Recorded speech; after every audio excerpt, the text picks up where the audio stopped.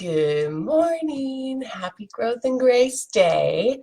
This morning, we're going to be talking about something that I have been living out what seems like in magnification this week.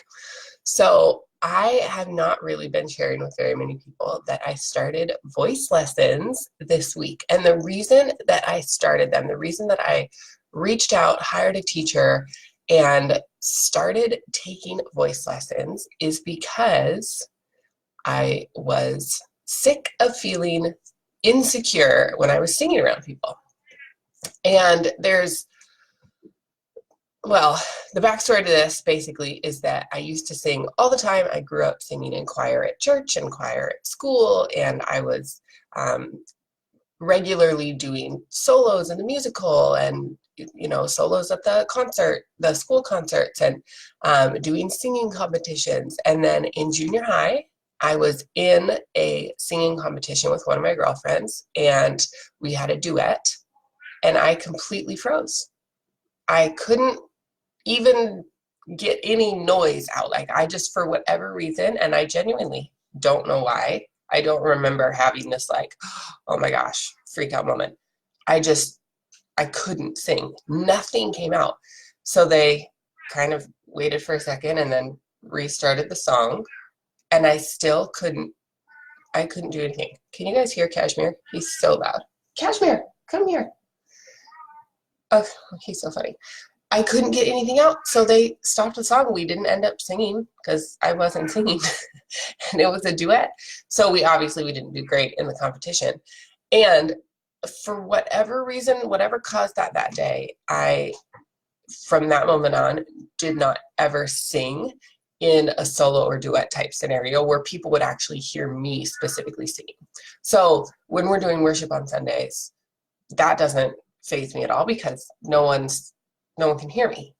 When I'm singing alone in the car, I sing as loud and as real as I want, and I will harmonize and I will sing and I can stay on key and all of that.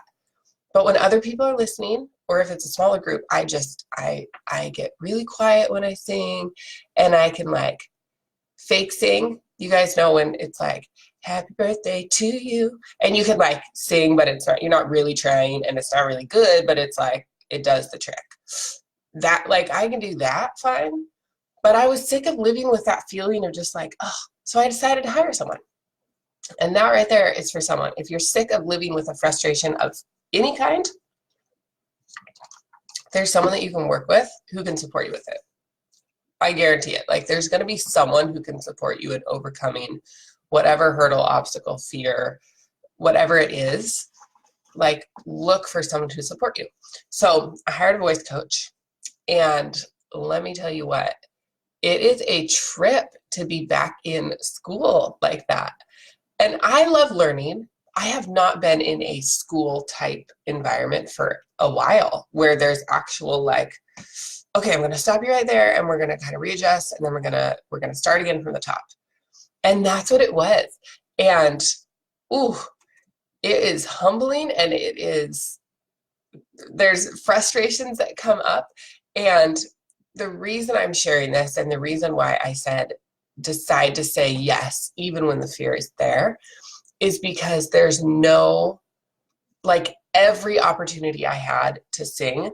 So I show up, and there's a microphone, and it's hooked up to the speakers in the room. So you can hear me singing very loudly. There's no getting away from it.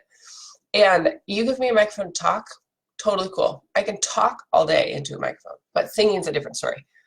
And every time I wanted to, instead of singing, what I wanted to do was be okay, well, so here's kind of what I've been struggling with, and to just talk and tell her all the things that were coming up. I wanted to take my time and just tell her, and then I was maybe I won't really have to sing very much because I'll just be talking and telling her and explaining to her why I hired her and what I'm hoping to get from this, and anything to delay singing.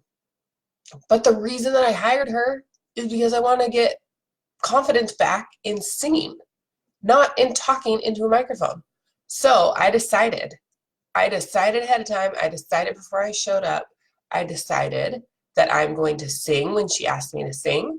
I'm going to, if she asks me to, change my stature of how I'm standing, I will do it. If she asks me to sing louder and really bring it, I will.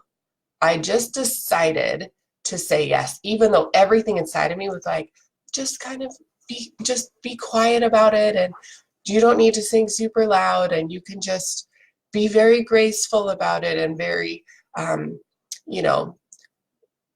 there's not another word that I can think of in that moment. So the reason I'm sharing this is because so often we're waiting for things to feel good before we move forward. We're waiting for ourselves to feel motivated before we make a decision or before we keep moving forward on something. And I'm just here to tell you, I'm going to burst your bubble a little bit. That's not necessarily really how it works at all.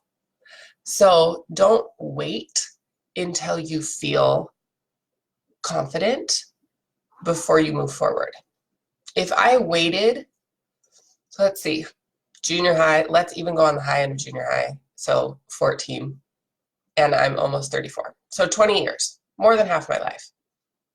If I was still waiting for that confidence to just appear before I started singing, I wouldn't start singing, because the confidence hasn't just appeared over the last 20 years in that arena. There's a reason you get to step into and decide to move forward in something, even when it's uncomfortable, even when the fear crops up. And here's the other thing. Sometimes people wait, and I've been guilty of this too, so I'm looping myself into this.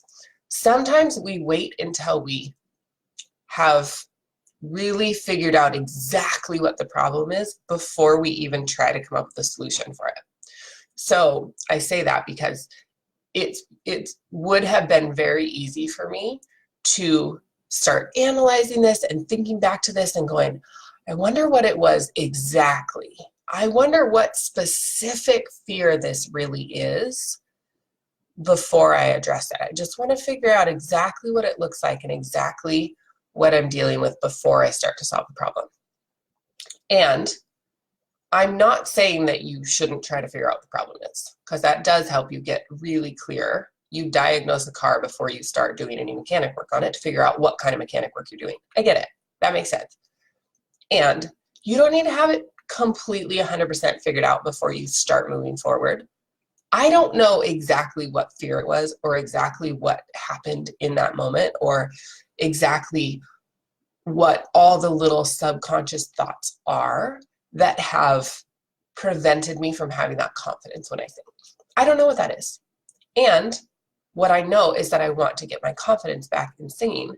That I can start moving into. That I can start working on. That I can start addressing, even though I don't know all of the little pieces that go into why I currently feel insecure when I sing. So just start taking action, even when fear's in the way, even when you start to feel like, oh my gosh, I don't know what this looks like. Step into it anyway. You don't need to have all the pieces figured out before, I'm tired. You don't need to have all the pieces figured out before you step into it. Step into it and the clarity will come as you take action. So I'm going to leave you with that. Short and sweet this morning, but just know that you can start moving forward on things. You can start overcoming hurdles before you have exactly figured out all of the details around what it is that you're struggling with. So decide to say yes, decide to move forward, decide to take action. Even if the fear is there, that's fine. It's not really going to go away. So you might as well decide to take action while it's there. All right, I hope this made a difference for you. I hope that you have an amazing day. And I will see you all next week on Growth and Grace every Thursday morning at 6 a.m. Pacific, 9 a.m. Eastern. Until then, bye for now.